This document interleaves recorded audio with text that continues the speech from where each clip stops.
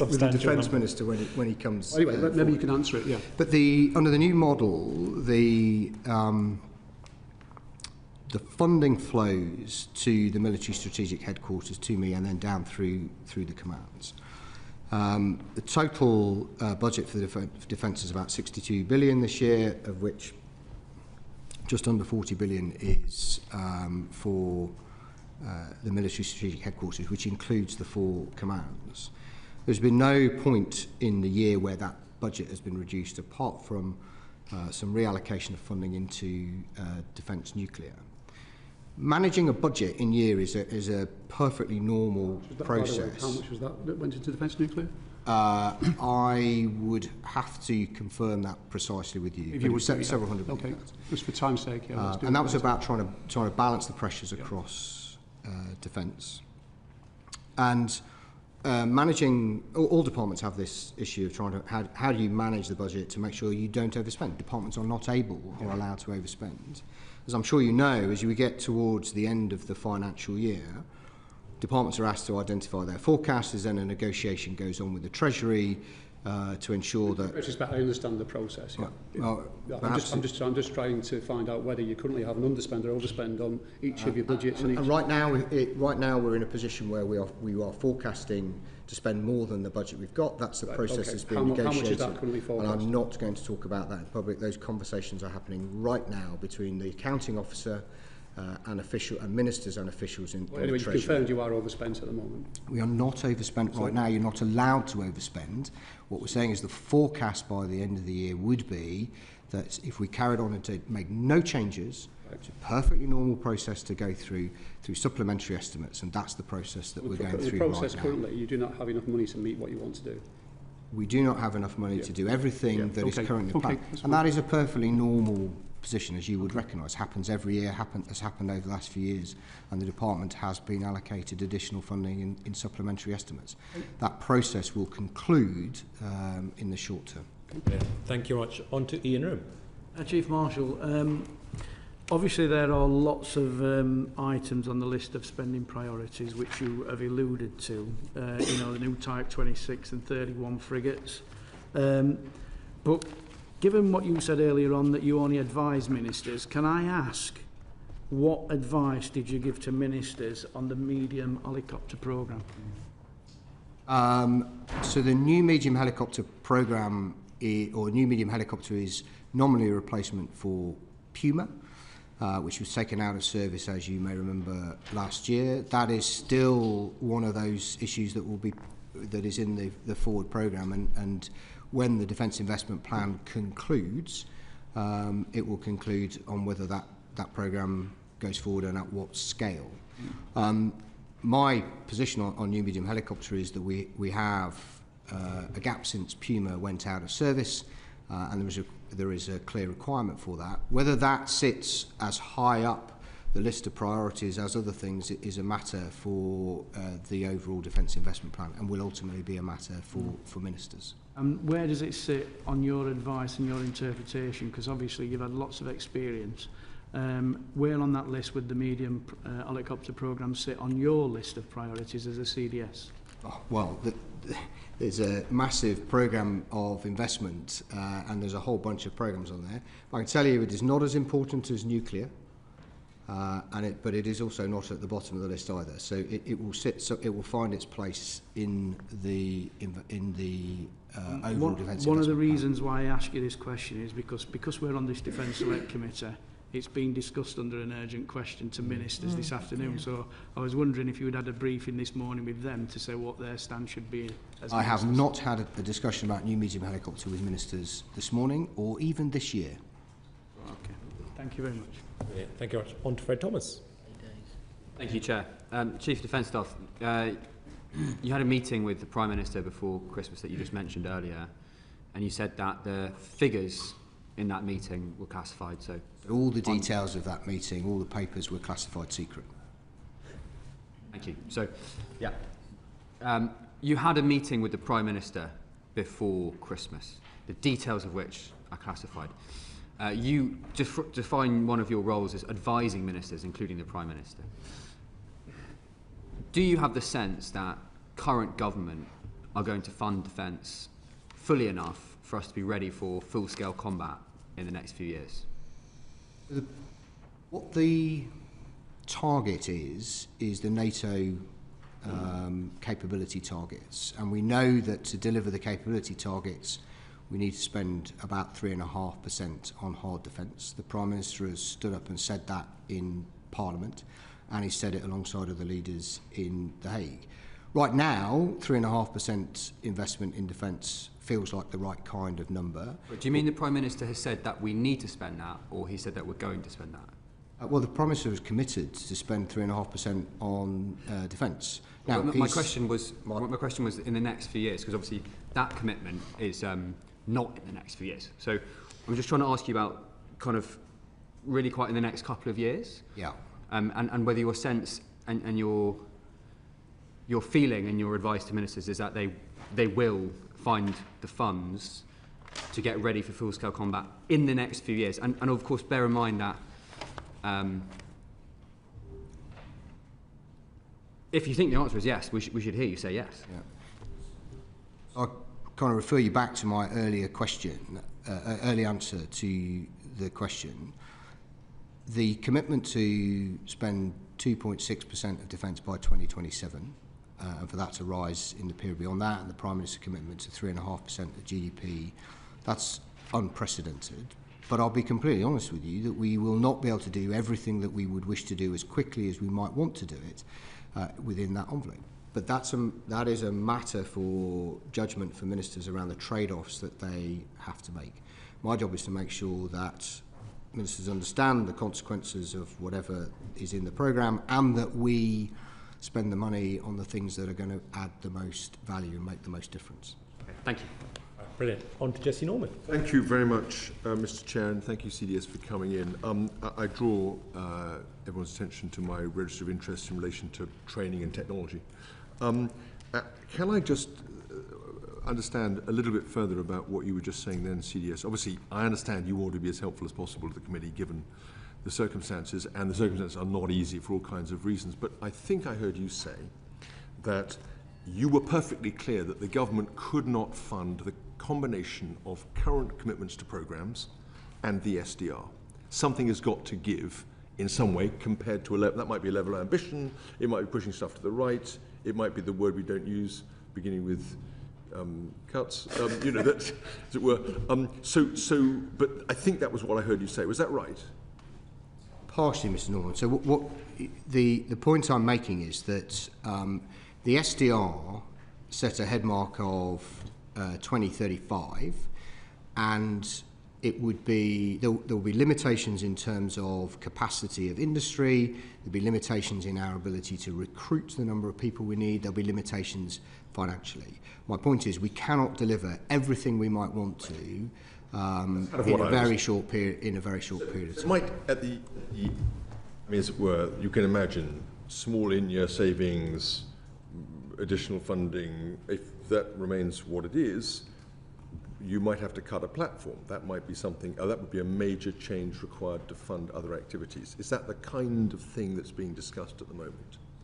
There's a whole range of choices that we might have. I laid out some around things like levels of contingency, the speed at which you might do things.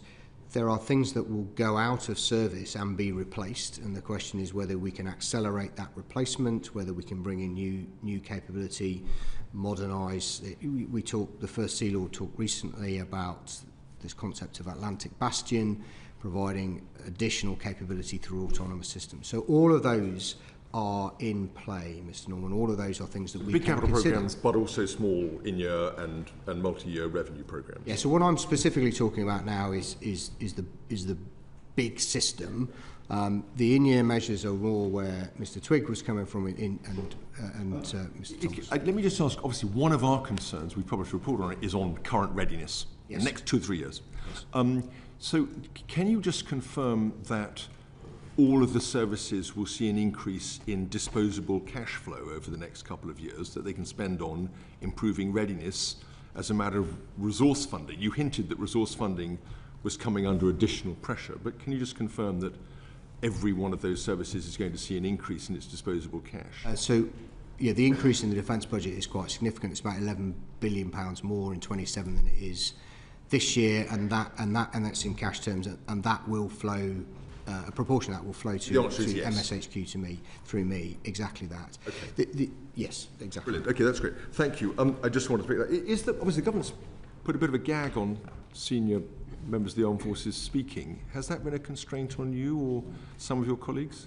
I haven't felt gagged in any way, shape or form. It's a long-standing requirement for senior people to get permission to authority to speak, to make statements. So tonight I am speaking at the all-party parliamentary group for the armed forces. I have to get my words or bullet points cleared through the system. So it's not being gagged, but it's a normal part of the process. They've obviously and it has been true. It's clear that they've and it's been true under all. As long as I've been a senior officer, that has been the process we've been through. It's nothing particularly new. That. How confident? I mean, on a scale of kind of 0 to 10, 1 to 10, low confidence to high confidence, how confident are you that any units that we deployed in Ukraine would have sufficient equipment, training, rotation schedules to be able to maintain a safe capability there? So I'm confident we will deploy people to ensure that they are safe. But you'll know, Mr. Norman, there is no such thing as zero risk in operational environments, and it's the job of the military leadership and with the support of ministers in decision making is to judge that level of risk and make sure that the benefits that we get from deployment outweigh any risks that we might have. And you will have heard the Defence Secretary say in Kyiv on Friday that we're committing in this financial year a couple of £100 million to improve just on equipment, training, rotations. You're feeling pretty confident, very confident. Yeah, so we won't deploy our armed forces if we're not happy that they're going to be safe. And I'm confident, having been closely involved in the work on the coalition, the willing planning, that we have a means of meeting the requirements that have been set, and this additional funding will reduce the risk that they might face. I just come back to the other point you raised, which I thought was important, which was in relation to NATO. Obviously, you've got obligations, we have obligations as a nation under NATO, providing specified forces at defined readiness levels, for defined contingencies under NATO command on a timely basis. How confident are you that we are meeting our operational and strategic commitments to SACA in all our various domains? So, what has happened over the last year or so has been an increase in what that target is. I mean, that's the process that NATO goes through. So what NATO has done over the last few years is develop this, what's called a NATO family of plans, the DDA family of plans. And what that has done is helped specify more precisely what the requirements are for right across NATO, and then they get disaggregated down to each nation. As a consequence of that, we are now being asked to produce more than we were in the past, and we are not at that level yet. That's why we need to increase defence spending. What I can tell you now is that, and I speak to SACUR, it sometimes feels like daily, but certainly weekly, about what his requirements are, and he is very happy with the quality and capability of what the UK provides. But I'll be very honest with you, Mr. Norman, we have to do more and do better. So that's important. So you're not very confident at the moment, but you are hopeful that the track you're on will get some confidence. When do you think that will be? So my point is not about confidence, my point is that the demand on defence has gone up. Right. But when are we going to meet those SACA plans that we've discussed? And we will, well, you will need to be spending the full 3.5% before we can meet the full demand in broad terms. But that process will take a number of years, as has been set out in the strategic we won't hit SACA's demands until the early 2030s. So if there's a war before then, we're all in trouble. So the whole, and this is where I think we have to be really careful, because the purpose of NATO is to deter Russia from attacking us. The way we do that is we demonstrate that we're ready to fight and win. There's a heated debate about when Russia might be ready to do something versus NATO. Right now they are fixed in Ukraine. They are taking an enormous number of casualties, over 1.4 million casualties. There's some reports of nearly 400,000 deaths this year. So the risk position changes over time, and our job as a contributing nation is to ensure that our forces are as ready as they can be, and to talk about those in a positive and realistic manner. And that's the balance we have to strike. I think you're giving us a picture of qualified concern, if I can put it that way, about lack of readiness and upgrade relative to SACA plans over the next 4 or 5 years. That's what I'm kind of hearing. I think your report, the committee's report on readiness, got it right. There are risks right across NATO. There are risks. We are being asked to produce more, and we will produce more as more funding comes online. And therefore cannot be complacent. We've got to stay focused on those things. But also we should also be realistic about the threat that we face. Right, but more money earlier to address readiness issues will make a huge difference. It will make a difference, Thank obviously. You. Thank you, Arch. On to Derek Trigg. Yeah, CDS, just after your opinion really on this Defence Medical Services. Now, when I was the Minister in 2006-8, one of my priorities was to sort out the problems with Defence Medical Service. So I have some understanding of the issues, and I think generally both the Defence Medical Service and the NHS kept on top of the issues around the casualties we were getting from Iraq and Afghanistan. Brilliantly, if I may say. Yeah. They did a fantastic job. But the NHS was in a much better position then. It was coming out of a very difficult period and starting to get a lot of additional funding and make a lot of improvements. I just wonder, would you have concerns currently? I mean, for instance, if we got twice the level of casualties we had in Iraq and Afghanistan in a future conflict, about the ability of the Defence Medical Service and the NHS to cope with that. And I know there's been exercises, but given the massive pressures now, much even greater than they were then, I just wonder, do you have concerns about the Defence Medical Services and our ability to treat wounded and casualties? I think I'd lay out my concerns in two buckets. The first is in the short term, and I know the committee had a closed briefing session on the Defence Medical Services. And in the short term, we have a number of gaps in specialist skills. So like a lot of areas across defence, high demand, highly skilled roles are difficult to fill. Cyberspace specialists, engineers, and some in the medical profession. And so the work that the head of the medical services and the head of cyber and specialist operations command is doing around financial retention incentives, to improve recruitment, all of those is about how we'd address that. And that's a sort of short-term problem we need to get after. My second wider point is that if we ended up in an all-out conflict under NATO Article 5 and sustained mass casualties, the defence medical system is not set up to do that. It would have to plug into the National Health Service. It's exactly what we saw happen in Ukraine. And some of you may have heard me speak at Russia just before Christmas, and I was talking about the need for us to think about at a national level how we would respond and bring all the levers of government's power and authority together to allow us to do that. And at the moment we don't have a full plan for how we would do that. Now I have every confidence, given the way the NHS and the brilliant people in the NHS and in the Defence Medical Services responded historically, that we would do that. But right now we don't have a complete plan for how we would mobilise the National Health Service in the event of an armed conflict at a NATO Article 5 level. So those are the two things that we need to address. Do you have any idea when that plan might be in place? And I mean, I'm just trying to get the sense of urgency here, and your concerns, because, it's one thing that service personnel, if they're going to get wounded or hurt, they want to make sure they've got the best possible health services available to them.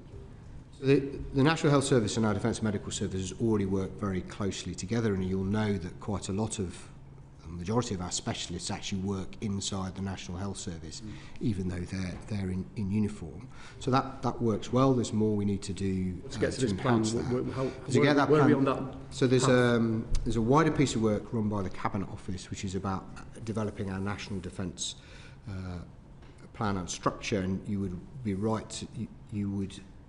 It would be right for you to talk to the Cabinet Office about that. But that is part of their overall plan. And I think that over the next year, 18 months, we'll start to see that evolve and develop. You have into more concerns at the detail. moment they're not there. So we don't have a holistic national plan for how we would mobilise the National Health Service in times of all-out war in Europe. Right, thank you. Richard, I want to bring you back to the changing strategic context, in particular Greenland.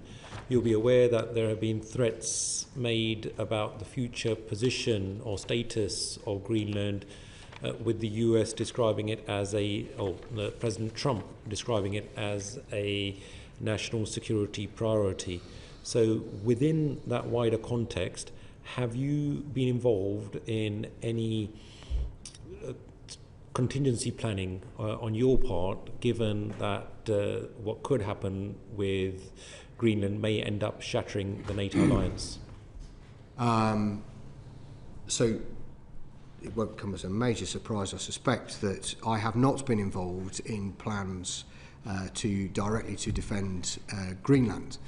What I can tell you is that Greenland is part of Denmark, which is part of the NATO, which is part of our overall NATO area of responsibility. I've heard and seen the reports of what US officials have said about their concern around the security of Greenland, particularly against Russia and China.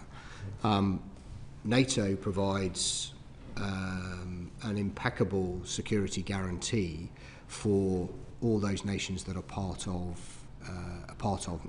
NATO. The Danish Chief of Defence Staff is bringing together a range of Chiefs of Defence this afternoon. Sadly, I can't go because I'll be talking to the all-party parliamentary group this evening. But we look at it as Greenland is part of NATO, and that's the context in which we see these issues. And ultimately, anything else is a political matter. But from a military perspective, it's part of the overall area of responsibility for NATO. Okay, I believe Martin wanted to come in here as well. Thanks, Chair, and thanks for coming, Chief Marshal. I just want to pick up the theme that Jesse Norman and now Tan's spoken about. So we have, the family of plans is asking for more. There are higher requirements from NATO. We're talking about more deployments. We're talking about coalition of the willing in Ukraine, perhaps defence of Greenland, not defence of Greenland, but NATO training missions. There's some sort of NATO deployment to Greenland. We have ongoing commitments in Estonia. We have agreed to back up Finland effectively. So there are quite a lot of demands on our time, yet the military is getting smaller and there are funding gaps spoken about. So I wonder if I could just ask something very specific. In talking about the coalition of the willing, and figures of 7,500 have been bandied about, which is 20,000 when you do the rule of three to have a roulement. Obviously the army's only got about 50,000 deployable. Where specifically is the risk? Because we can't put 2,000 troops with the roulement into Ukraine and not be taking risk somewhere else. So is that risk in Estonia? Or is it that we can't back up Poland? What's... Yeah. Probably worth me setting out the strategic question and challenge associated with the security guarantees for Ukraine and security guarantees for NATO. This is a conversation that my Chief of Defence colleagues and Sakure and I have had. The agreement that was reached last week in Paris with the Paris Declaration, signed by UK, France and Ukraine, is remarkable. What's even more remarkable, actually, is the commitment that the US have made to security guarantees. And I don't know if you saw the press conference, but Mr. Witkoff and Mr. Kushner both made very firm commitments, and it's the strongest security guarantee that we've ever provided. Sorry, forgive me, but where's the risk if we put 20,000 troops into Ukraine? If I might just describe this to you. So on the one hand, so we have a set of security guarantees for Ukraine, and we also have an existing set of security guarantees for NATO.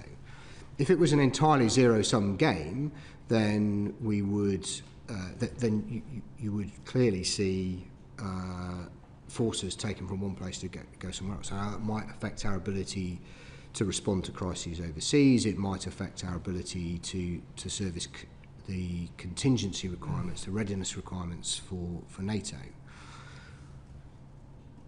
But Russia right now is fixed in Ukraine. Post a peace deal, we don't quite know what the outcome will be. And we will have to make judgments dynamically about where we put the forces and how we service those various security guarantees, because we can't do all of the things in all the places all of the time. I'm confident in terms of our ability to meet a coalition of the willing requirement, certainly in the short term, because, and it's important, and we may want to come on to this in more detail, but the concept, the principle around the coalition of the willing is that it enables Ukraine to build up its armed forces to be able to deter Russia and defend itself. So it's an enabling force. But part of the way in which we enable Ukraine to do that is we offer a backstop alongside the US offer a backstop, and we offer... So very quickly, if I may, you say that it's, I mean, you're sort of quite happy that Russia is fixed in Ukraine. You almost say that that's a good thing. I agree with you. I think it is a good thing. But if it's a good thing that Russia's fixed in Ukraine, how is it not a bad thing that we become fixed in Ukraine if we deploy troops there? So it depends on the scale, and it depends on the circumstances and what Russia does. You can make an argument. What's a safe number? So I'm not. So as we are in a period of detailed planning, and without the security guarantees having to been signed and been through the political process, it would not be helpful for me to lay that out in public, because anything I say will just make Putin wiser. The Prime Minister, I think, has said and committed to having a vote in Parliament about deployment. Part of that will be a role for me to articulate what those risks are, and for those to be debated and considered both in government and in Parliament. And I'll absolutely commit to do that. But I think right now, before we've got the security guarantees settled, it wouldn't be helpful to speculate about what those numbers might be. But I say I'm confident in the short term that we can meet that requirement. Thank you. Final quick question. How many soldiers does the Russian Federation have in Ukraine? So if you look at the numbers, it's about... So actually inside Ukraine or in the region, it's well over 500,000. Thank you. Thank you very much. On to Emma Deal. Thank you very much. Hi, CDS. Just a few quick questions from me. What do you think the likelihood is of Russia agreeing a peace deal that sees NATO members as boots on the ground in Ukraine? So the short answer is we don't know. There are plenty of evidence to suggest that Russia won't sign up to that. But when I spoke to Mr. Witkoff and Mr. Kushner in Paris last week, they were both optimistic about the ability to get to a deal. I was reading a RUSI article from March over the weekend, which talked about there being no prospect of America signing up to security guarantees in Ukraine, and yet here we are with America signing up to security guarantees in Ukraine. So I think it's hard to be certain what will happen. Clearly the rhetoric coming out of Russia, coming out of Putin, is that implies that they don't want to do a deal. And I always say that there's one person can stop this war right now, and that would be President Putin. But I would say we have moved on dramatically, and pressure on Russia is increasing as a consequence of the coalition of the willing, the role that the Americans have played, and so we will have to wait and see. Why do you think other members who are part of the coalition of the willing haven't given any similar security guarantees that UK, France and the US have given? So they will do, I'm certain of that. The leadership is with the UK and France, and the decision was to make a declaration in Paris and to lead the way. But I'm absolutely certain that other nations will make those commitments, and we have a whole range of those nations represented in the operational headquarters in Paris and fully involved in the planning. You'll recognise that lots of different nations have different legal bases for deploying their forces, and they will need to be settled. But yeah, I'm absolutely certain others will join that. And of course, CDS, you know as well as I do that a vote in Parliament isn't needed for any of this. It's royal prerogative. So do you envisage that if things are moving quickly, that actually the vote in Parliament will come after any? That would be entirely a matter for ministers. Thank you very much. Let's now move on to modernisation and readiness issues with Calvin Bailey. Chief Marshal, the equipment plan from 2023, which underpins the Defence Investment Plan, had a substantive, we can talk about this number, £29 billion shortfall, which was the MOD's figures. It's actually a bracket of 7 to 29. NAO said about 16,000, but they're all public, and so we can point to those. NAO was clear that the gap didn't arise as a result of inflation or for external pressures. It arose through different behaviours by top-level budget holders and their different approach to the Defence Investment Plan. So the Royal Air Force and the Royal Navy both included full predicted costs where they appeared unaffordable. The Army produced an affordable plan but then accepted risks that capabilities wouldn't meet the government objectives, and the report's quite clear about that, and we tussled over this on the Public Accounts Committee last year. Is the NAO's premise about how the gaps arose something that you agree with or not? As you know, Mr Bailey, I'm very familiar with the equipment plan report and the NAO's various reports on it, and the reason why is a range is it depends on what assumptions that you make. Some of that is about uncertainty in future costs. Some of that is about what you assume in terms of the ongoing upgrade costs, for example. But the basic NAO is got a bunch of smart people, and they are right that depending on what assumptions you make, you can make the cost go up or down. But okay, I'm familiar with that. And I will not try and put words into your mouth, but it's the premise that the approach that came about from the NAO's approach, that the three different service chiefs behaved differently, and therefore there was differences. No, I'm not sure. I'm not sure you could lay it specifically at a single service. The NAO said quite specifically that the gaps arise by the Royal Navy and the Royal Air Force putting unfunded programmes into the programme. That's why there was such variance, and the reason why the Army carries such risk is because they cut their programme out. So it's the premise that behavioural change leads to a divergence in the amount of money. So it's not a behavioural change thing, because if you can't afford it, then you can't deliver it, and so the Defence and the the Navy and the Air Force, in the way you describe it, will have to make adjustments to their programme if you're going to live within it, and that might be about delay, it might be about reductions in numbers. There's a whole bunch of ways in which you can do that. I don't think.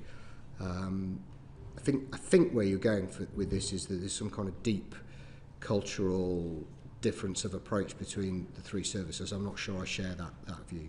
Okay, well, so that's straight from the NAO report, and the point I'm trying to make is the one that you have just made, that actually there is a need for behavioural change, and that was the point of defence reform. And the point of defence reform is that the single service chiefs should submit into you as Chief of Defence, and it's for you, well, your predecessor should have applied prioritisation across those needs. So that 29 billion shouldn't have been something that arrived as part of the dip, because your predecessor should have prioritised that and presented that prioritisation to your minister and ultimately to the Prime Minister, so that is a behaviour that defence reform wishes for you to get after. Is that something that you're going to stop? Just remind me which year the equipment plan you're 2023. It's a 10-year programme. See, we know it's all capital expenditure, so those errors, unless there was some big gee-whiz thing that I'm not aware of, that £29 billion would still be in the programme as a deficit. Or somewhere between 7 and 29. Or 16 if you take the NAO's figures. And what I'm after is, so we know there was 3 different methodologies from the 3 different chiefs to put in unafforded programmes. The chiefs all took different approaches. So defence reform says, we've got this quad, CDS is in charge of the lot, he is going to pull them all together, they're going to work towards him. Is that something that you're that's going to exactly right. So the benefit and opportunity that comes, one of the many benefits and opportunity comes with defence reform, is the ability to pull together a single integrated force plan that I as CDS am ultimately accountable for. And through doing that, we'll apply consistency in terms of the approach that we take. It doesn't necessarily mean that the risk disappears, because you still have to develop a programme as best you can with the best information you have, and things change. And that's, I talked about contingency earlier. The level of contingency we put in allows you to buy out some of those risks. But you're absolutely right. The defence reform model offers us the opportunity, with the money and tasking flowing through the CDS into the single services, to make that a more coherent and systematic approach. Got it. So if that is the case, and that we require all the services to submit costed programmes on a common basis with no uncosted options, and to force explicit trade-offs between the services before it reaches the ministers, why have we got an uncosted SDR? I'm sorry, you're going to just explain that to me in a bit more So detail. the logic is that prior to it arriving at ministers, the single service chief's behaviour should be to submit costed and affordable profiles ahead of it coming to ministers. Yeah, so why are we in the situation? A couple of things. So firstly, the SDR was an external report. It wasn't done by anybody inside the department. And secondly, the SDR did not go into the details around the programme. That's what the Defence Investment Plan is for, and that's the approach that we're trying to take with the Defence Investment Plan, is to make sure that we understand the costs associated with it and the trade-offs and the risks that we're taking. Okay, and that is entirely in line with the evidence that we've received here at the committee. Lord Robertson came before us prior to the SDR and said that reprioritisation of roles, capabilities, activities and support may be made in terms of the current defence programme, which implies that there should be down arrows and that we should expect to see things stop. However, after the SDR happened, General Barons came in and was quite cocksure and cock-a-hoop about the fact that he had not been asked, or they had not been asked, to do prioritisation. So at some point a decision had been made to remove prioritisation that kind of undermines the whole point, or the premise that I think we agreed on, was that shouldn't have occurred. As I say, the SDR was an external document. It was presented to the department by the external reviewers, and they were not asked to produce a costed programme. And that's why, one of the reasons why getting the Defence Investment Plan is so hard, because we've got high levels of ambition over long periods of time that we are trying to address and do some of that prioritisation you describe.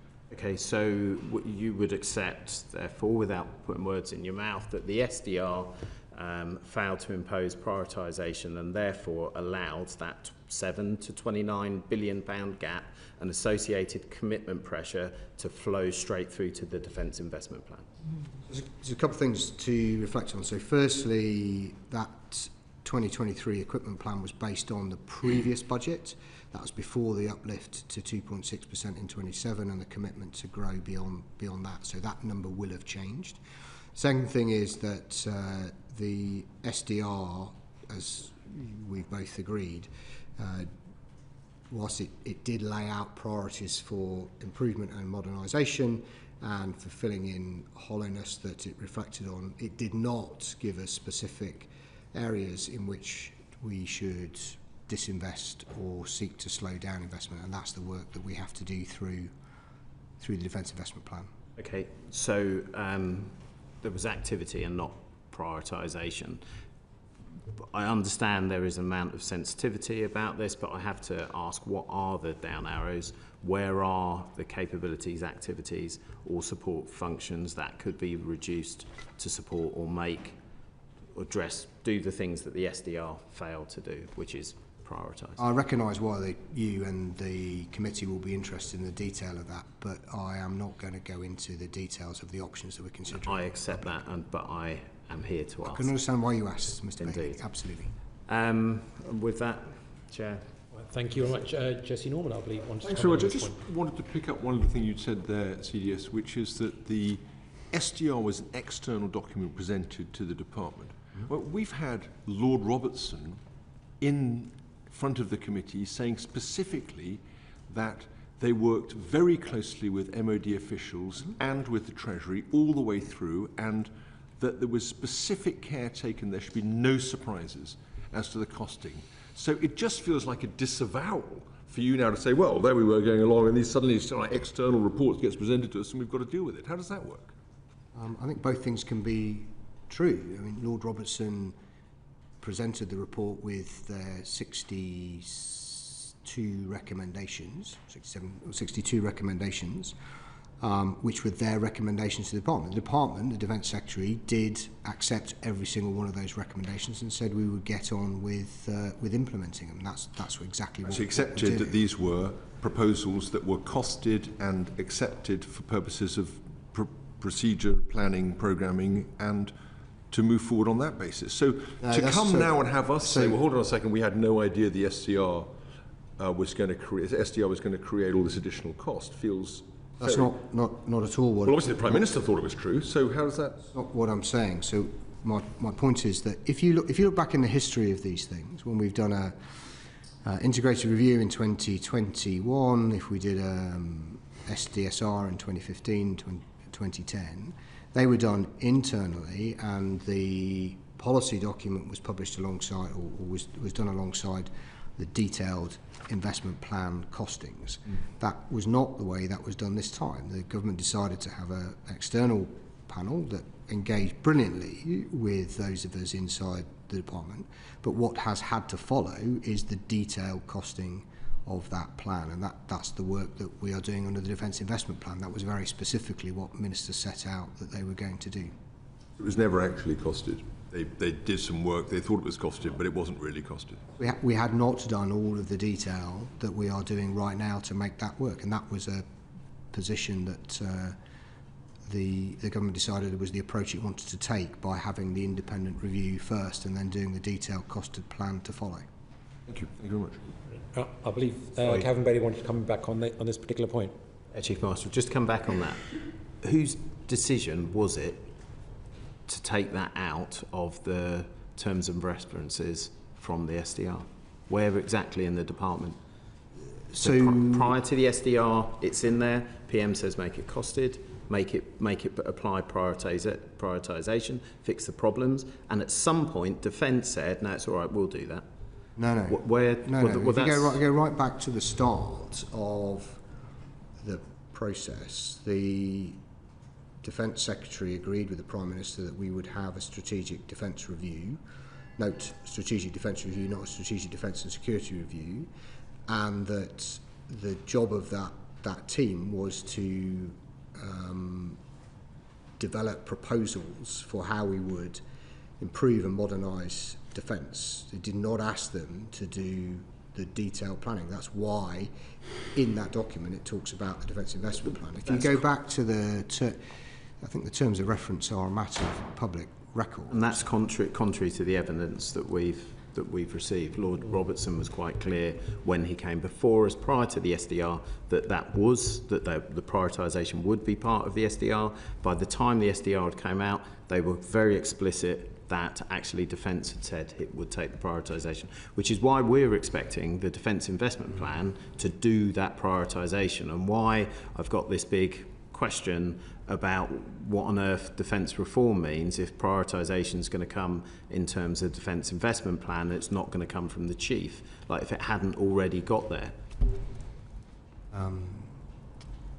So the Defence Investment Plan and the decisions around investments that go into it will be a matter for ministers to decide based on advice on prioritisation that I and others will give to ministers.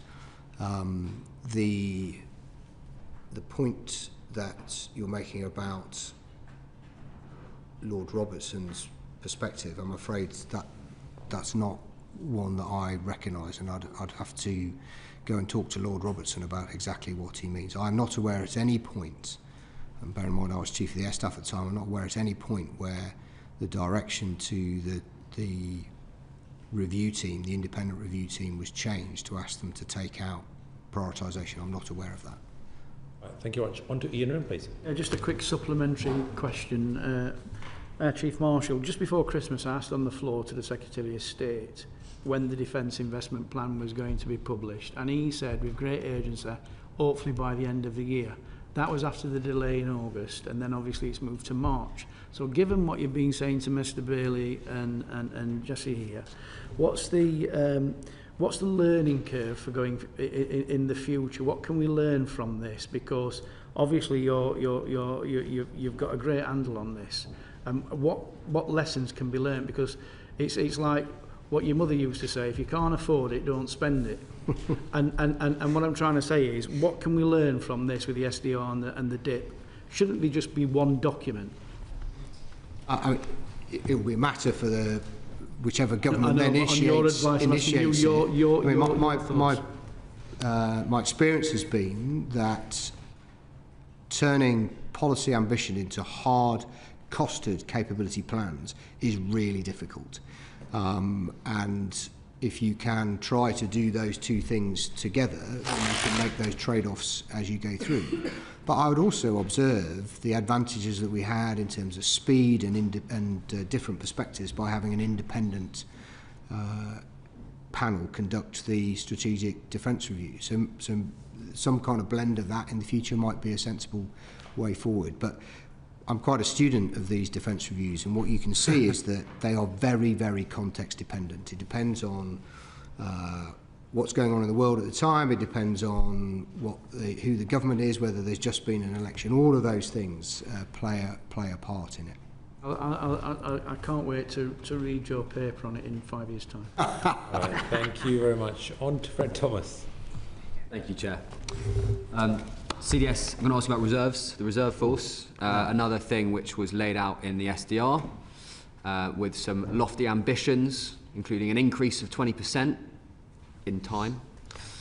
In the context of the conversations we've been having about some of the challenges of funding some of the strategic aims the government have put forward, and also the increasing threat, I want to ask you about the near term again, so I really don't want to get into the 2030s.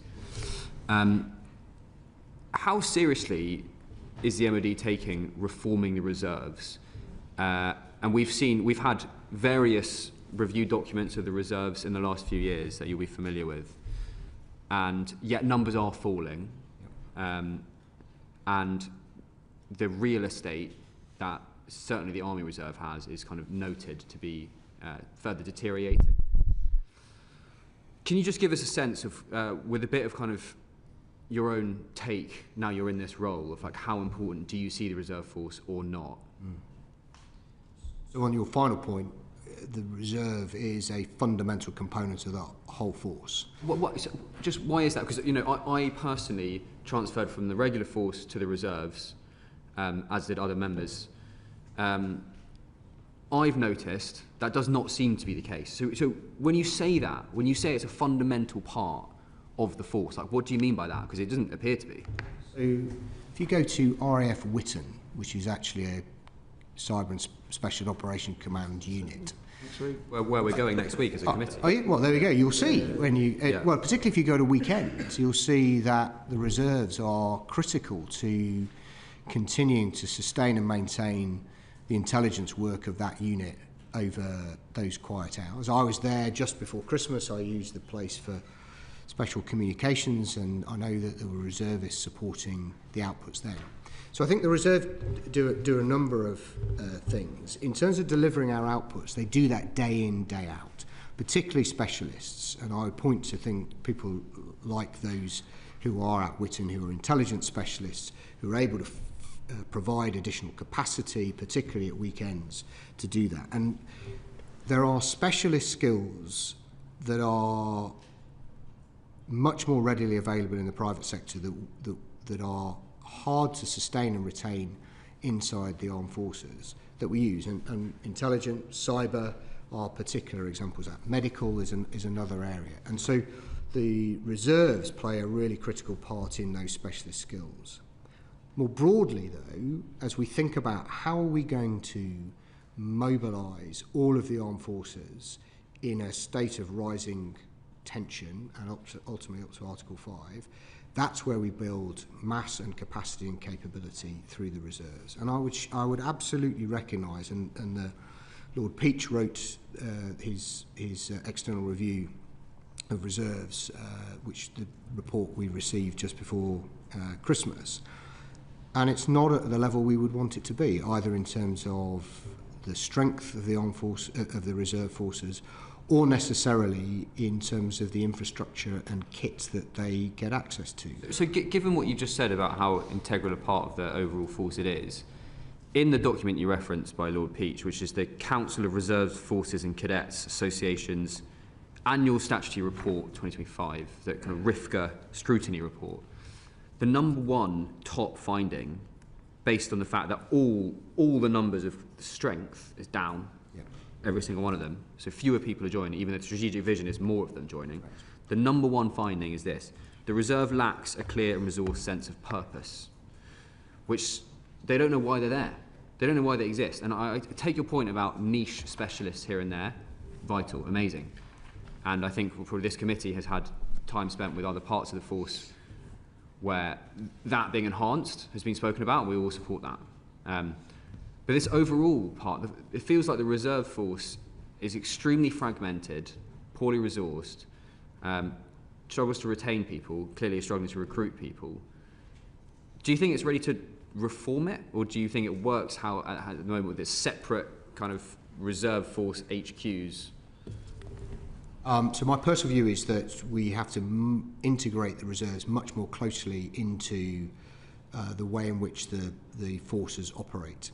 My experience at Air Command, for example, was that we integrated the reserves into the headquarters at Air Command and have actually now docked them under a regular commander as AOC2 group. I think that model works well in certainly in the Air Force and to some extent the Navy. The Army have more formed units from reserves, and there is perhaps a different model. But my core guiding principle for the reserves, which I think should get at your concern, Mr. Thomas, is they have to be part of the plan. We have to be clear what the reserves are going to do and when, and that shapes how they train, how we equip them, and that gives that clear sense of purpose to our reserves. And I admit we are not there yet. The SDS are committed to improving the size, the resourcing, both financially and in equipment terms. And all of that will be something we will have to improve over the next few years to make sure that we get the most out of the reserve, which we spend a significant amount on every year. Yeah, it's not cheap. Can I ask you, and that's actually really good to hear, acknowledgement that there's some work to go. Definitely. And I very personally endorse that model of having them much more closely integrated with regular units, because otherwise they kind of, you get that lack of sense of purpose. Last question on the reserves. We've been around NATO partners, we've travelled a bit as a committee, and other countries view what you might call a kind of third-tier echelon force or a kind of defence force, or what the Estonians call the EDL, which is the Estonian Defence League, I think. Our equivalent would be what we call the strategic reserve, so people who've maybe served in the military but are no longer reservists, and they're kind of quite a few years out from ever having been near uniform or a rifle or anything like that. What's your personal take on if we did get into a full-scale conflict, whether you trust those people, whether they be part of the plan? Are they part of the plan? So the SDR lays this out actually, that says the strategic reserve is an important part of that wider resilience through our armed forces. I am really confident that if we found ourselves in that rising level of crisis, those who had served previously, had retired and gone out to do something, or gone into another area of, or another profession, or into the private sector, I am sure that many of them would want to come back. What we don't have right now is an effective system of tracking and engaging that community, and that's part of the work on the reserve development that Minister for Veterans and People wants to deliver as part of the SDR deliverables. And I think that will be an important part of our overall level of resilience. And I'll be completely honest, we don't have a good plan right now to do that. Okay, well, thank you for your honesty with that. I'm going to move on to a separate area now, away from reserves. So to speak about defence reform. Yeah. We had your predecessor in front of this committee twice, I think. Once shortly before he was due to go. He then finished and made a speech, his first appearance in public since leaving the role, and you can never quite know what people are going to say once they're no longer not shackled, but you know what I mean. They're free to speak. Not gagged. Gagged, that was the word I was looking for, yeah. What he said was that he tried very hard to change culture in the MOD and in the forces, and that he couldn't. And that it was kind of really, really tough to change culture. Part of defence reform vision that we've heard is around culture, and that kind of culture of, you know, attitudes to women and minorities in the forces, or it could be culture in terms of risk aversion in procurement, or it could be any number of things. I want to ask you specifically about the risk aversion in procurement, which is something that multiple people in defence have spoken to us about. And this basically is that for civil servants and uniformed people making decisions about what to trial and eventually procure, there's really no incentive to take risk, because you're liable to be sued by defence companies, and you're putting your career on the line. So culturally leads to a situation of stasis. And that, you know, that's not your words, but that's what I've heard from a lot of people. Do you have any plans to try and shift that culture?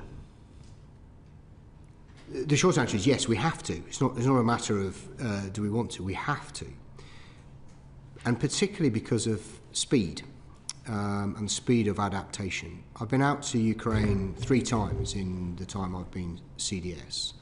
And one of the things that is really plain when you go to visit is how everybody through the system has a clear understanding of the requirement, the threat, the need to do something, and is able and willing to balance that need with the risk that they're able to take.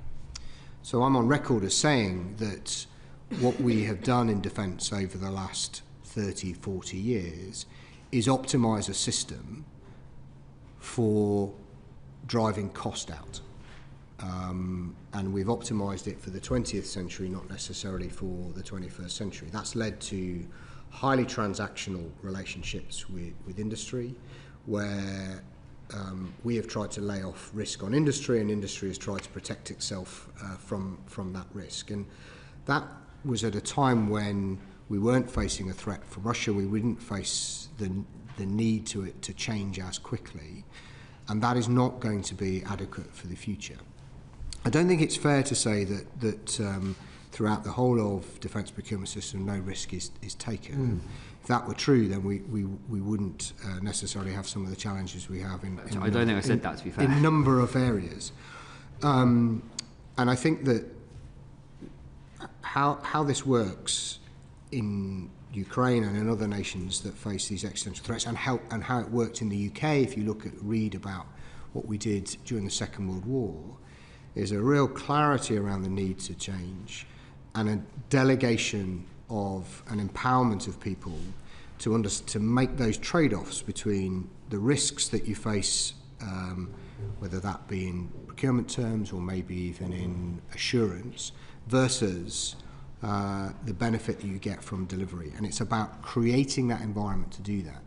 So you will have seen in the SDR, and I think Rupert talked about it when he came before the committee previously, this idea of segmenting procurement. I will just quote him, because we have heard in some detail from, as you say, from Mr. Pearce, who's the new National Armaments Director, about segmentation, and the staff who were with him. But my last question to you, and it's interesting you mentioned that previous panel we had with the new National Armaments Director.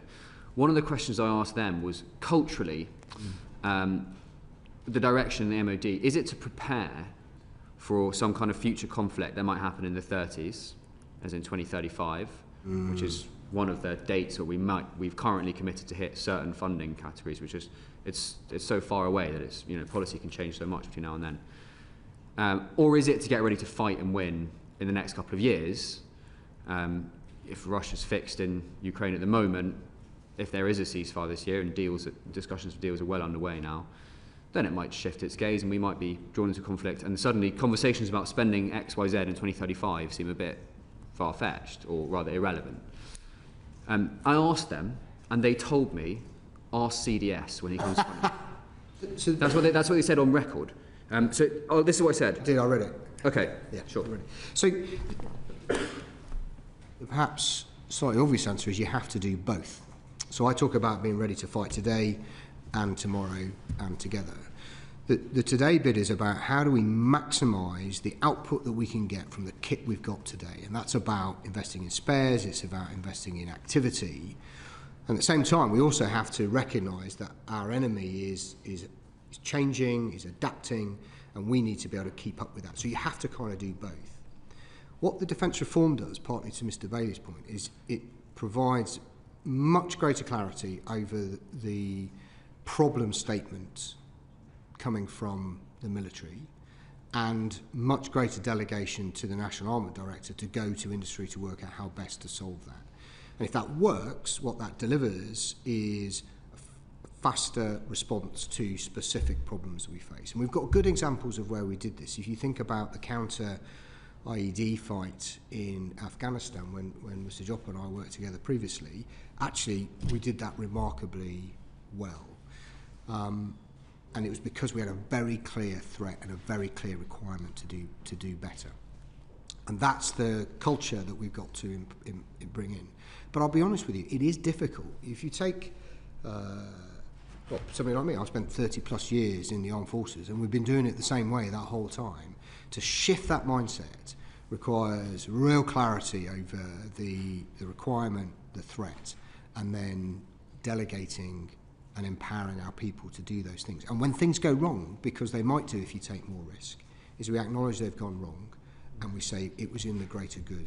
And I may be using that defence in front of the committee at some point. Well, you're welcome to. You would be welcome to in the future.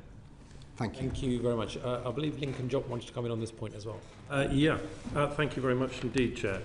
I think we probably had a pretty similar briefing when the committee went to Ukraine. And what was so telling was the way in which they had completely bypassed a load of stuff in order to get the responsiveness to the ever-evolving threat. And if we looked at what they had cut out, and they'd effectively cut out the whole of the military chain of command above brigade level, they'd cut out the whole of the Ministry of Defence, and they'd cut out every single regulator. Now, if you want the responsiveness that you're talking about, institutions get the behaviours they reward. And you just said, you spent 30 years in the armed forces doing it in one way, which you've now acknowledged should be wrong. But the institutions get the behaviours that they reward, and they rewarded you with becoming CDS. And so, how are you going to meet this challenge? But you've grown up and been successful in a system that you now have to say, we completely need to change that wholesale, and I'm the man to lead it. So I think the point I'm trying to make is that that is a part of the acquisition system, which under the new model is the National Armament Director. What I can do as the head of the armed forces in this new model is be super clear about what the specific problem statements and requirements are, and be prepared to accept that we won't, in this new model, drive towards precise requirements 20 years in the future, but instead focus on what are we going to be able to deliver this year, next year, or this week, next week, and the week after. And that's the model that defence reform is trying to bring into place. What that will require is changes in regulation, changes in process, and it will require us to accept failure when it occurs, and to acknowledge that that was in pursuit of the greater good. And what gives me some confidence around this is that when we look at those circumstances where we have had that very clear requirement, we have swept away some of that process. We've swept away some of that regulation that has accreted and built up over 25, 30 years of the peace dividend. And I'm not in any way pretending that is easy, and I'm not in any way pretending that we can be complacent and it will naturally just happen. But I think we've seen the importance of it in Ukraine, and we've seen an example of how it can be done in Ukraine. And let's be honest, the Ukrainian system is not without its flaws or problems as well. And right now we're not at war, and that the challenge is how do we create that sense of urgency without creating this sense of panic and throwing all of the regulations that are established by this place out of the window, and that will be a consistent effort to carve that away over time. Thank you. Mike Martin. Thank you, Chair.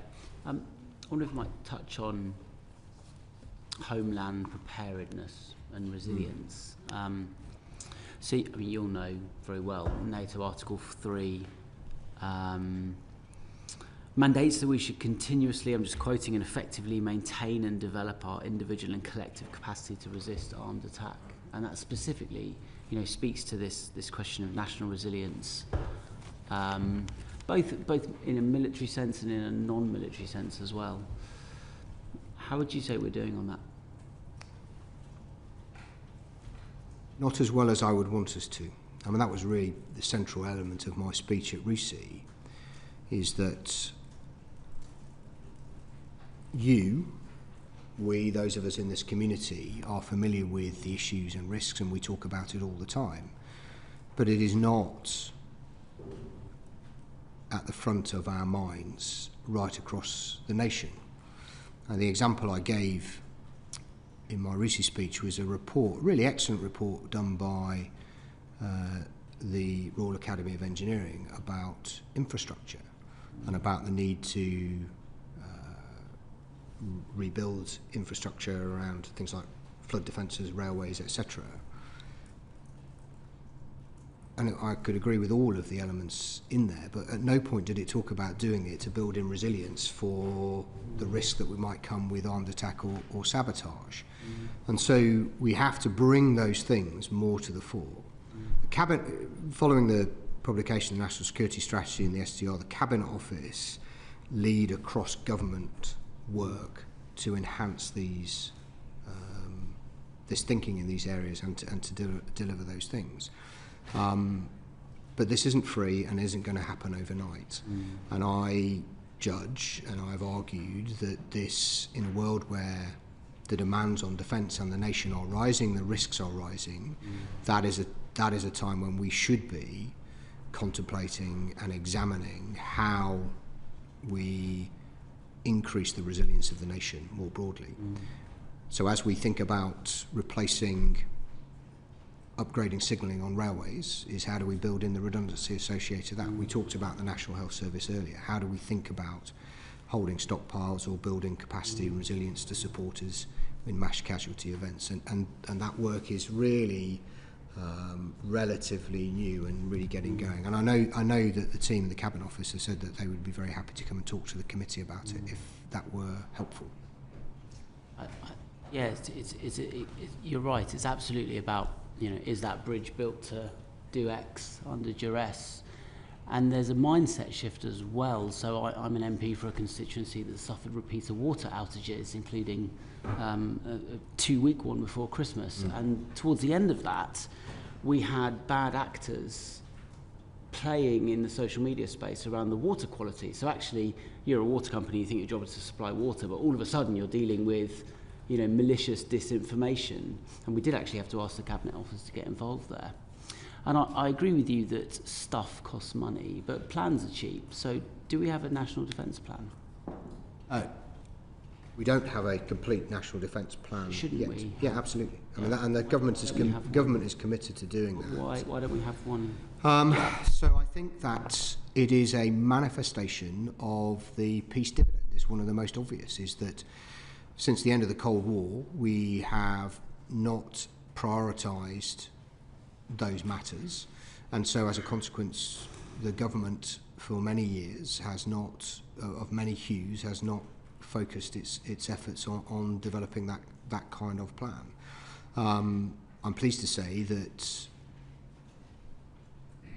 partly as a consequence of what's in the Strategic Defence Review, that is changing. And when are we going to have the plan? So I would say that you will the complete national defence plan, that is a question for Cabinet Office. As we're mandated to do, right? As we signed a treaty. Inside defence, which is a component of it, we have a plan called Operculus, which is forms the basis of our national defence plan, and we will evolve and develop that over this year, and it will be an ongoing thing. But we will have a plan that I can point to where I understand the command and control arrangements, I understand how we will transition through war through this year.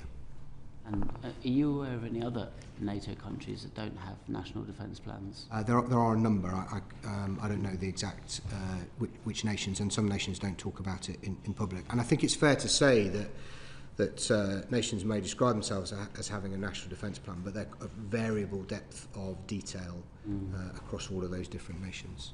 Our job should be to focus on us and making sure we have the plan that we need. Would you say that it's sort of letting the side down to not have one? I think, as you said yourself, NATO expects us to have a national defence plan, and that's why we need to work on it and build it. Thank you very much. On to Alex Baker.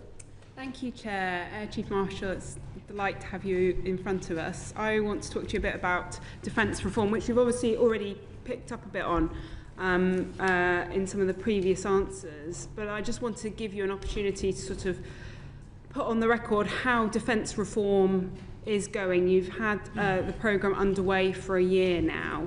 How are the new structures enabling you to deliver outcomes, and what difference does it make having the service chiefs reporting directly to you? As the SDR said, defence reform is the work of a whole Parliament, but our initial structures are in place with the CDS, the National Armament Director, Permanent Secretary, and the Chief of Defence Nuclear, and our responsibilities and accountabilities are clear. The underpinning processes, alignments of budgets, particularly the establishment of the portfolios of acquisition and how they are organised and what they face off to. That work is still ongoing. The 1st of April 26 is the key date that we've set ourselves, but there will continue to need to be evolution of the systems over the subsequent years. In terms of how it's helping, I think that if you look at the way in which the COS committee has been operating, Chief of Staff committee has been operating, we spend more time together now. I think the conversations are at a more strategic level and are focused on building, a lot of it has been focused on the integrated force plan and how that will fit inside the defence investment plan. So I think that those are positive changes. Have you got any clear-cut examples of how it's really tangibly made a difference so far? So I think I'd say the most obvious are when I talk to my ops people, and the clarity that comes with an element of that group being responsible for policy and another element responsible for military strategy is provide really clear choices and sharper divide or sharper, brought into sharper focus the choices that we are offering to ministers. And I think when you talk to my folks as part of that organisation and the permanent secretaries folks, they would point to those opportunities, and it's allowed us to spend more time talking about military strategy and how that fits together and nest that within the policy. But I think ultimately the big question will be, can we drive the pace that Mr. Job talks about? Can we ensure that we deliver cost effectively against those set of requirements? And that will take some time. The other thing I would want to emphasise is that whilst we talk about clarity of responsibility across the 4 pillars, I'm really clear that we don't deliver for the country or defence unless we work together. So if we think about exports, for example, the National Armament Director isn't going to sell very much if the armed forces aren't prepared to go and spend time with the other nations to describe how we use them. And so it's the collective responsibility that will deliver the overall outcome. But the clarity over those requirements and the sharper dividing line makes it easier for us to understand how our performance is, how we are performing. And so, for example, I now undertake quarterly reviews with the commands and their people about what it is we're asking them to do, how they're getting on with it, and how head office and how the other parts of defence can support them to deliver. That was not a thing that happened previously, and I hope ultimately that will enable us to deliver more for defence. Thank you. We will continue to ask this question every year, and so hopefully we'll come back with more and more tangible examples of greatly improved pace and value for money, etc.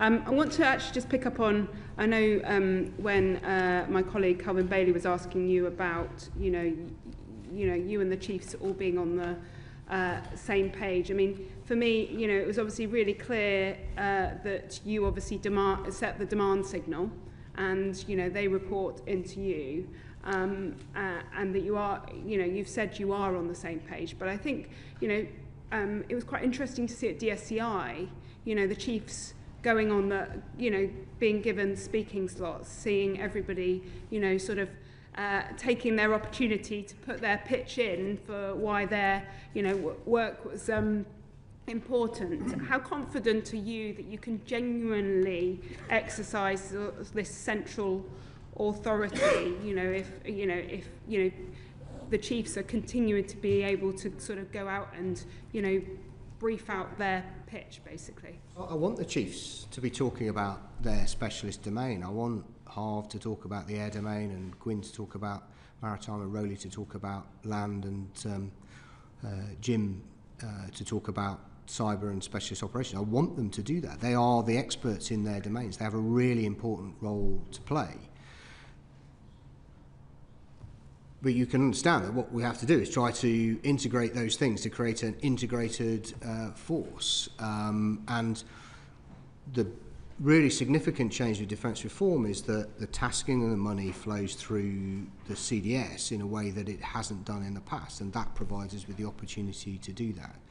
But until we get the defence budget and the defence plan in balance, then it's going to be difficult for us to really make inroads, and that's why the defence investment plan is so important. So I come from the private sector, and so I am really getting to know how the MOD works in a way I just didn't before. And in the private sector, when a business commits to a process of change, generally, in my experience, what happens is, the business brings in people who really specialise in transformation, in change, in, specifically finance. You've got a team of, highly competent people running defence reform, but they are people, from what I can see, with military backgrounds, not necessarily with that specialist knowledge. Is there a different way of doing this? So just to be clear, that the head of the transformation programme has come from outside defence. Gaby has. She has a mixed team inside working for her, which she does include some small number of military officers and civil servants, but also she has specialist help from a range of external assistance from consultants with specific expertise in this, and they've been brought in deliberately to do the things that you describe. Right. But I mean, it's good to hear that there are some of those skills being brought in-house. I mean, I think it is important, to have them in-house rather than, consultants, telling you from sort of externally. Is there scope for more of that, more specialism being brought in from outside to drive change? The government's been very clear that it doesn't want to spend more money on consultancy and external assistance, but also recognises there are some areas where there is limited expertise inside the organisation, and in those specific cases, then yes, we will bring people in from outside. Brilliant. Thank you very much. We've got just under 25 minutes, so there's still a lot of ground to cover. So my request to members and to your good self, Chief of Defence Staff, is that our questioning and answers are as concise as possible. Starting off with Lincoln Job. Thanks, Chair. you said in response to Alex's question that you think that as a result of defence reform, the building is better at doing military strategy. No, I said we had more time to spend focused on military strategy, which keep going, sorry.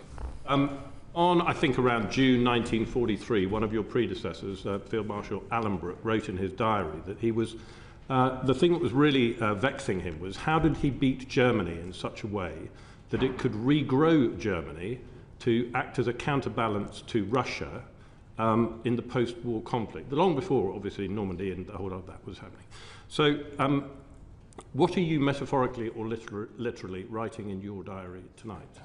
So I don't write a diary. I don't have the time to do that. And I'm always amazed at what Alan Brooke was able to do with the pressure that he was under.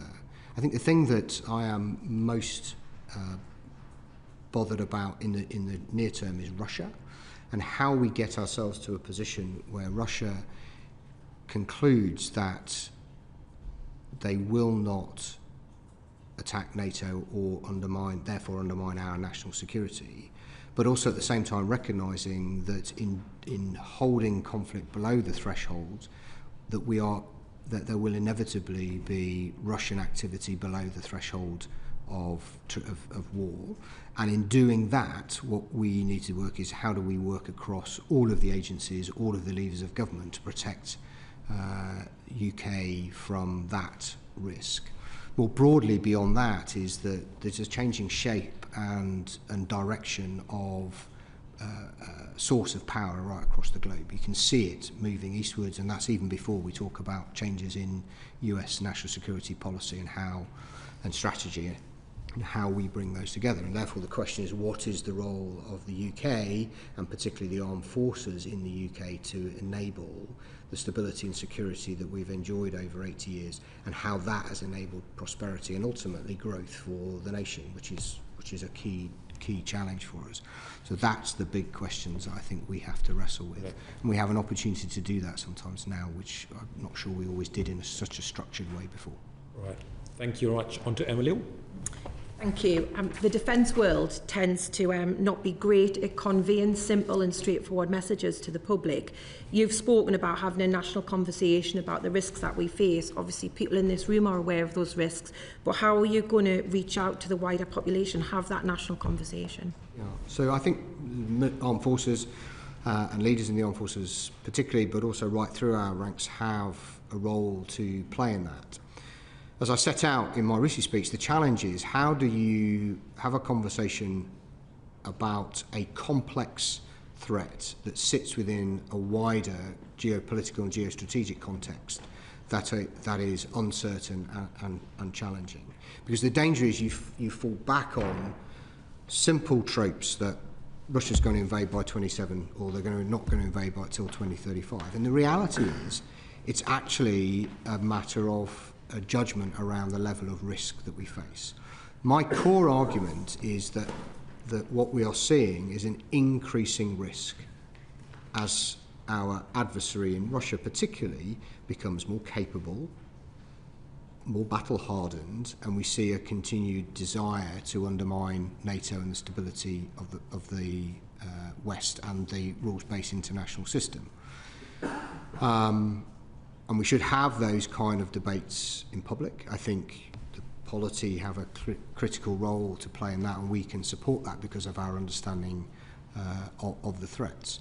But the role that our reserves play, the role our cadets play, the role that our regular services play in talking about what the armed forces do, I think is an important part of that national conversation.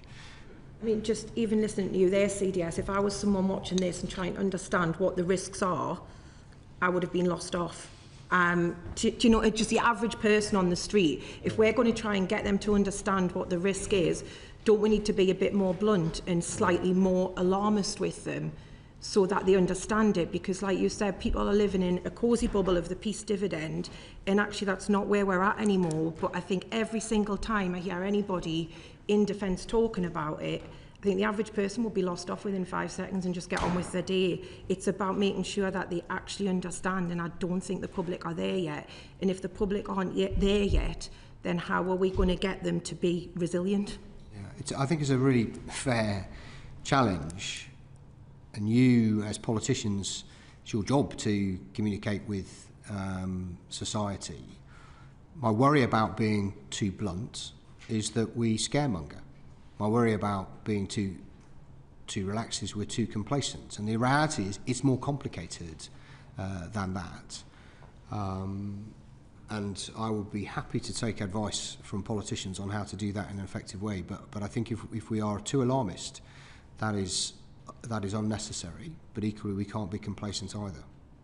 I mean, you'll be aware, CDS, that other countries, so just looking at Norway and Finland have had military conscription for decades. I've got friends in Finland, and they'll talk quite openly about how, you know, they're always ready. Basically, they know that that's something as a nation they have to do.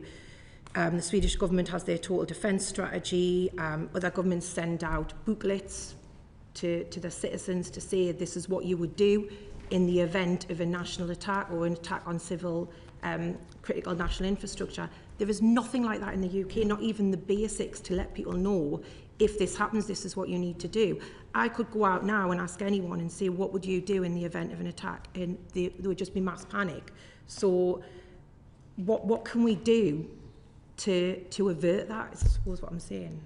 I spoke recently about the Swedish model, where they have, I think it's annually, but certainly regularly, provide a booklet that goes out in Swedish, simple Swedish and English, and it talks about some of these issues. Some of it is about straightforward national resilience, so I suspect Mr Martin's constituents and the problems they had with water supply, it would cover off those things, but it also expands right the way out to armed attack. And it feels to me that those are the sorts of things that would be part of that wider national conversation. And they can be reassuring as well as realistic about the potential threats that we face. But it seems to me that we have to start with a description of what those things might be, admit that there's a degree of uncertainty about the likelihood of it happening, and then to use all of the means available to help educate society more broadly on what we might do. But it goes beyond straightforwardly thinking about whether you're going to store drinking water at home.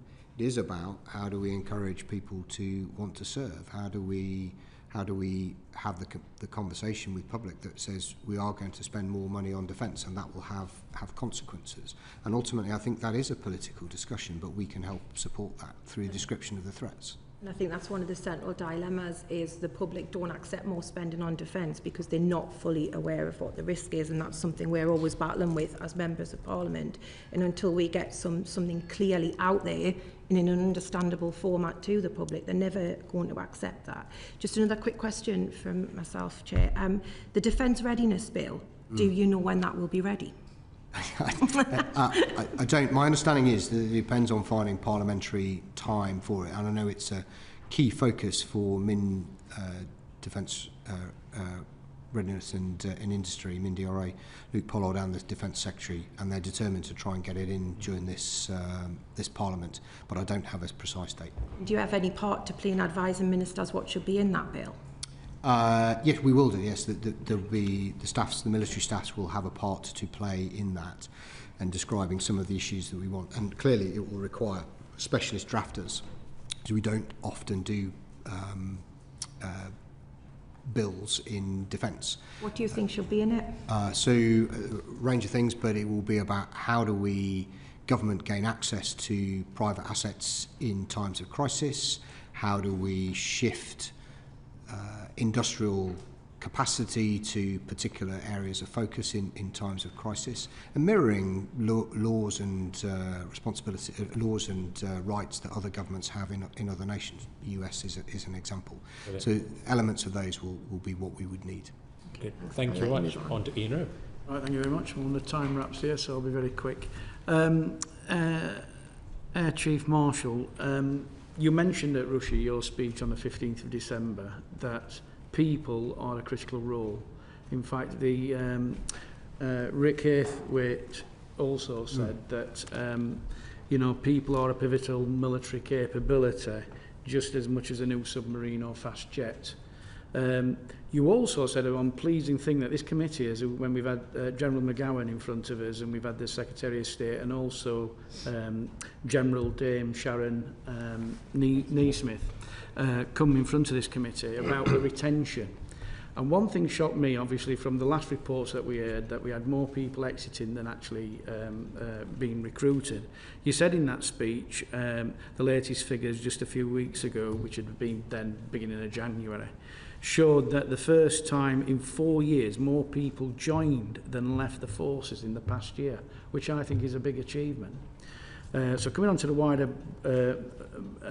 broadness of the question is, can you give the committee an update on the Aithworth, the Aithornworth review, and your assessment of where the armed forces are in relation to recruitment and retention? Because I do know that we've had briefings about the pinch points, and those also where we've had to have given bonuses, which at the time one of our questions was, is this just sticking plasters?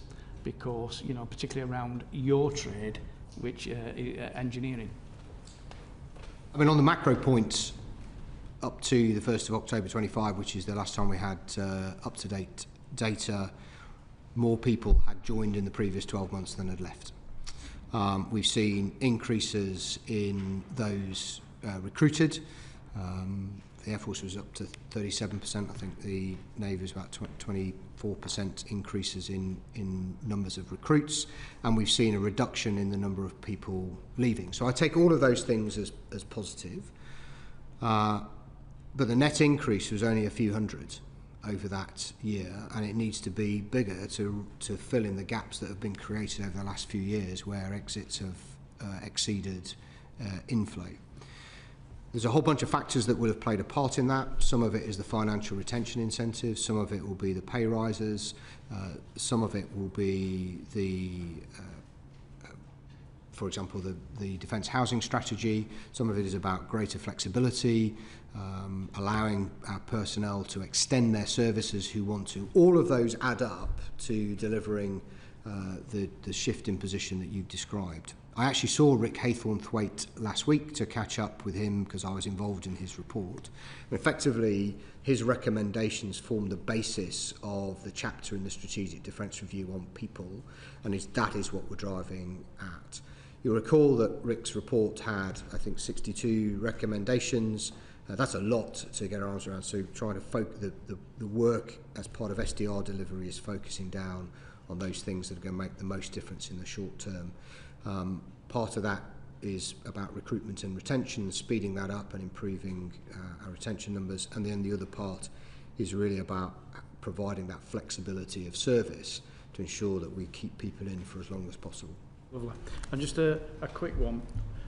On our visits as a Defence Select Committee, we have travelled to different NATO countries and spoke to British personnel, serving personnel, who are in NATO positions. One thing that came across to me, and I've asked the ministers this question as well, is the SDR is truly NATO first, and we hear the terminology NATO first all the time. So what I'm picking up is sometimes when officers, serving officers or personnel are sent on NATO roles, it affects their promotion. This is what they're telling me, mainly because that another commanding officer may be from another NATO country, and it doesn't fit within the structures of what the career paths are set for people in those roles, because they've already got to come back and have experience of doing that role before they're considered for promotion. So if we're truly NATO first, how are you as CDS going to ensure that the culture changes so that actually their time spent in NATO command positions does not affect their promotion?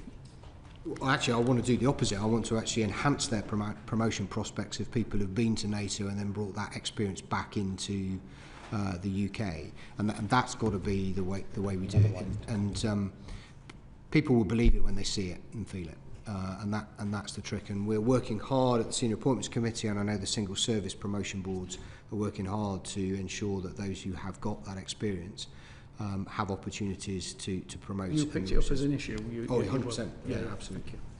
Thank you much. On to Michelle Scroggum. Thank you, Chair. Nice to see you here. You've been very patient. I know, yeah, especially in this room. It's very hot today. We didn't deliberately turn it up just for you. But I wanted to ask, we were told in November in the House that there's been some new mandatory training introduced for senior military leaders on how to spot and respond to unacceptable behaviour. And I wondered if you could tell us a bit about that training, what it entails, and also if you've actually completed the training. So I'm not quite sure specifically what the reference was in the House, and I'm happy to write to you if you provide me with the details. But more broadly, in terms of the raising our standards work, I've been very clear since I started that this is something that needs to be led right at the very top of defence, and as the head of the military strategic headquarters I need to lead the chiefs, and I've committed to us meeting frequently to consider the overall programme and the progress we're making against it.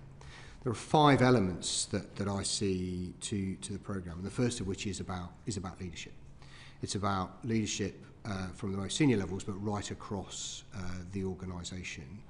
And one of the benefits to Ms Baker's question is that with the new model under defence reform is that we can be more directive about a single approach to leadership right across defence. And as we roll that out through this thing called the Leadership Edge framework, that's about good leadership more generally, but good leadership brings an organisation where people feel valued and feel part of the organisation, and that helps reduce the prevalence of any unacceptable behaviour. So leadership, there's a big element around data and analytics, so we understand and can where there are particular hotspots and can track our changes, and also can use that to identify where there might be particular problems with leadership. There's a piece around communications to help nudge and develop behaviours. Some of it is straightforward, and one of the components is about tracking unacceptable behaviours and dealing with them and tackling them properly. But the comms around that and education of our young people coming out of society into the armed forces is a key component. And then finally, there's a strand of work around training and education. So, for example, active bystander training being a key part. I did that a couple of years ago and found that to be a very helpful mechanism, just to give you some tools to deal with that. So I'll be tracking that with the chiefs, but also working closely with our DG, Director General People, and the Vice Chief of Defence Staff to drive that through during my time as CDS. I mean, this is generally about women in the armed forces, the unacceptable behaviour that they've been subjected to for far too long. Yeah. This is new training that's coming in. I'm quite surprised that you weren't aware of the actual training programme itself. Do you understand the message that it sends if you haven't actually taken that on board and completed it yourself? Absolutely right, but as I say, I don't actually know precisely what training was being referred to, because there's a whole set of training that we have to do as senior officers, which I am in date with and will continue to do and continue to set the right example. This specifically is about spotting those behaviours and how to respond to them and then support victims? Well, why don't we work out exactly what it was, and I'll write to you and confirm one way or the other. Thank you. I mean, on the messaging in general, I would say sometimes it's so well embedded that it's never noticed. And on my first visit to Admiralty House, I would say that was one of the first things that I took away, was the fact that there was a huge portrait on the wall of I think it was the 4th Earl of Sandwich's mistress. This beautiful portrait, but they were glorifying the fact that he'd got a 17-year-old mistress that bore him 5 children while his wife was in a mental institution. And I think some of these messages, they're so embedded for so many years that people walk past it and don't even notice. So I think that kind of training and awareness is definitely much needed. So I would appreciate if you could come back to us on that. We heard in December about efforts to test body armour, specifically for women, about the fit, and rather than it actually injuring our female personnel. Will it be treated as an urgent capability requirement should the armour be proved satisfactory? there are some very specific connotations around urgent capability requirements, but we would definitely consider it to be urgent. My understanding is that that trial has gone well, and we will be bringing that. We are already bringing that into service. There's a special name for it, if you like. I will give you the correct name, but yes, we are bringing that into service. Is it for the UK, because I understand it is going to be used for Ukraine as a priority, but there hasn't been any mention of being prioritised for our personnel. So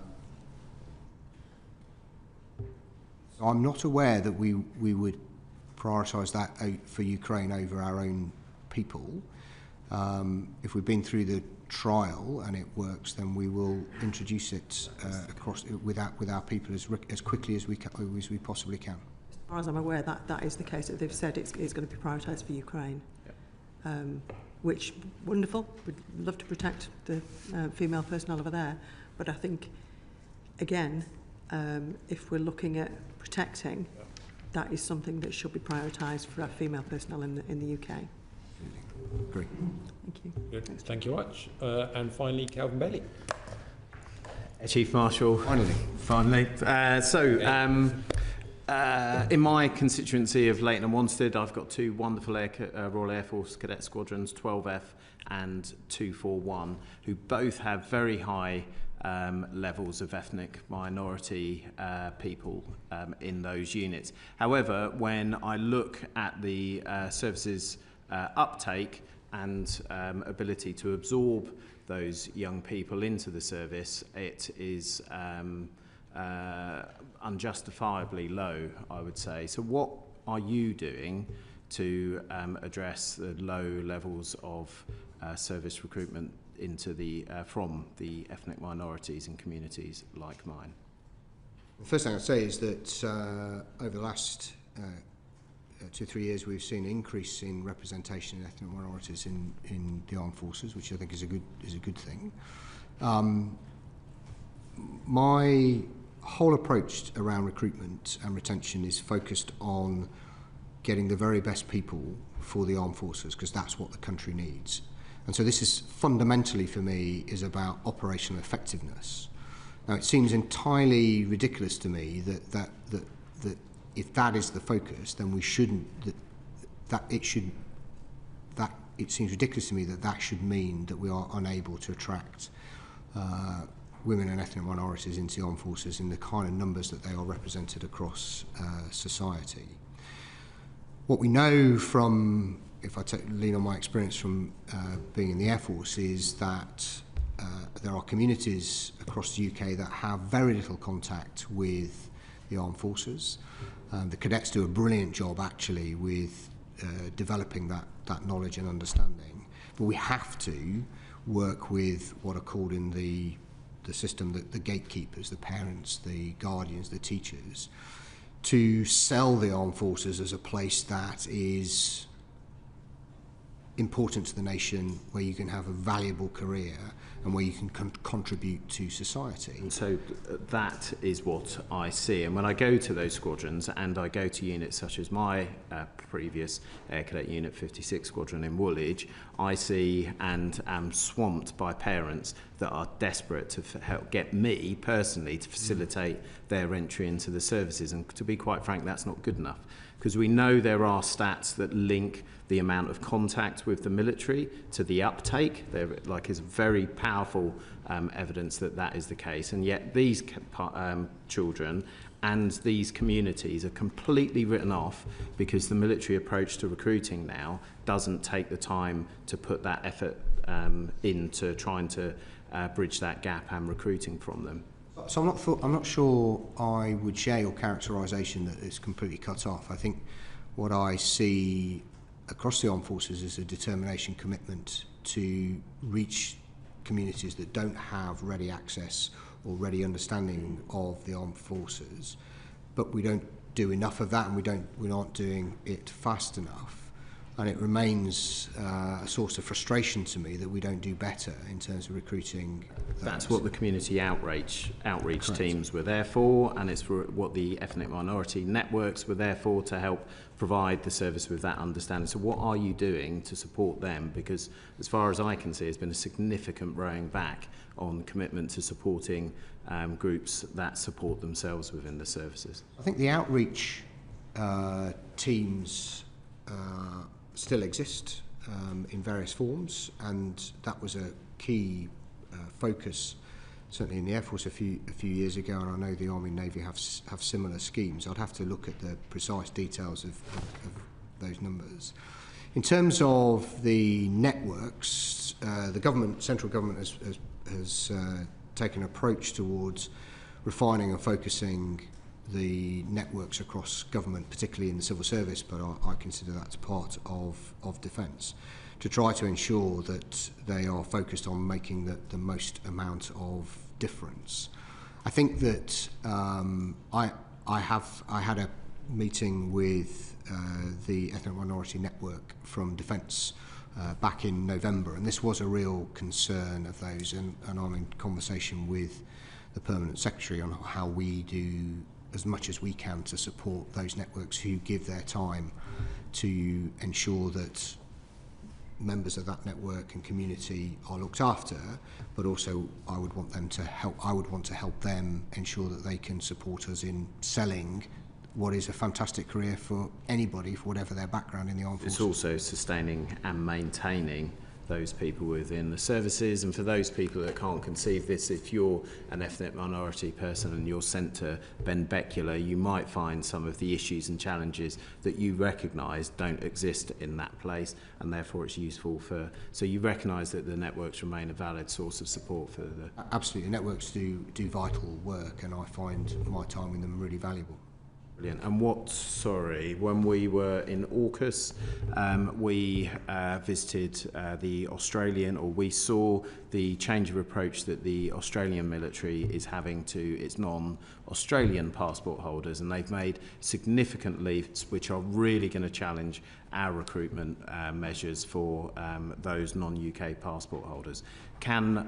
We won't have much time to talk on this, but I'd really welcome your agreement to engage with this as a quite pressing issue because of the high numbers of non-UK passport holders that exist within our military. Thank you. Will do. Thank you. And Chief of Defence Staff, we'd all commend your efforts to increase the recruitment of ethnic minority personnel, but you will no doubt be aware that in the 2024 annual report from the Service Complaints Ombudsman, it was noted that ethnic minority personnel were overrepresented when it came to complaints relating to bullying, harassment and discrimination, and therefore May of last year, on behalf of our committee, I did write to the Secretary of State to raise concerns about incidents of racist bullying and harassment, the use of racial slurs, and the culture in which racial biases disadvantage ethnic minority personnel. Now, what are you going to be personally doing to be ensuring that there is a culture change so that we can deal with the problems at the moment within the armed forces and then therefore recruit more individuals? Because if we don't change the culture at present, then that will have a devastating impact on our ability to encourage more people to join. Yeah. So it starts with personal leadership and setting the right example. It starts with trying to learn and understand from members of the networks the pressures and difficulties that people from particular backgrounds have, educating myself. And then systemically, it's making sure that we have a set of processes and systems that identify, deal with and call out and deal with that behaviour, and that we inculcate that attitude right through the leadership and training systems that we talked about earlier in the process. So I have a personal responsibility to lead as well as I can and educate myself, but I also have a responsibility to make sure the system works as effectively as possible. And that raising our standards work, whilst it may have come initially out of women in defence. It actually applies to everybody in defence. It's about making us as good as we can be, getting the best out of our people so we can attract and retain the very best people so that we can be the very best armed forces we can be. And that is the business reason for doing it, not just the ethical reason and moral reason for doing it. Thank you very much.